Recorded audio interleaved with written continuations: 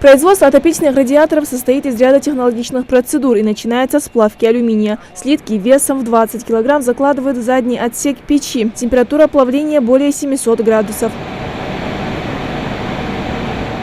На следующем этапе расплавленный алюминий в специальных цилиндрах переводят к станку, где переливают в печь с меньшей температурой. После всех этапов плавления специальная машина отливает алюминиевые радиаторы. Для автоматизации производства на заводе запустили первых роботов КУКО, изготовленных в Германии. Как отмечают инженеры, эти железные руки позволят в разы повысить производительность и упростить труд рабочих. Перед запуском машины программисты настраивают систему. Он программируется на собственном языке KRL, KUKA Robotic Language. Это язык, разработанный немцами.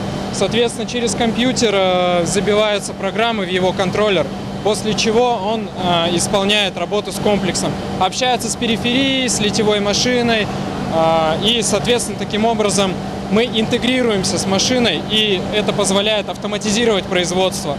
Устанавливают и настраивают роботов специалисты компании Альфа и Интех, которая поставляет автоматизированное оборудование. Технологичные этапы производства выполняет машина. Так, с помощью захватов робот перемещает трубы со стола к литьевой машине и закладывает их в специальный отсек, после чего начинается самый интересный процесс. Пресс-форма закрывается, и машина начинает свою работу. Специальным ковшем алюминий забирает из печи и заливают в капсулу, в которой под большим давлением металл распределяется равномерно и приобретает нужную форму.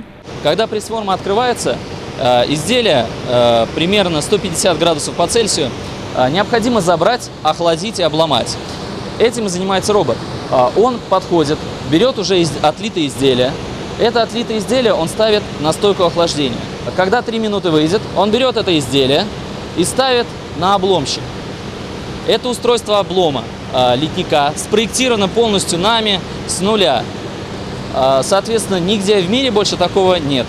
Чтобы избежать несчастных случаев на производстве, проектировщики предусмотрели систему безопасности, ведь робот не видит человека и может нанести ему тяжелые травмы. Так, вокруг оборудования установлено специальное ограждение, пройти через которое можно только после остановки рабочего процесса.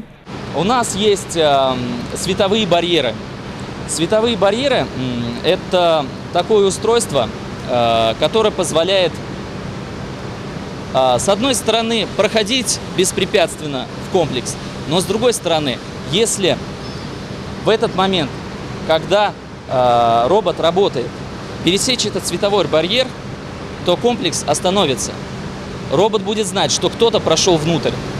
И до тех пор, пока человек не выйдет из комплекса, пока он не нажмет на кнопку о том, чтобы «я вышел», только после этого робот начнет ехать дальше.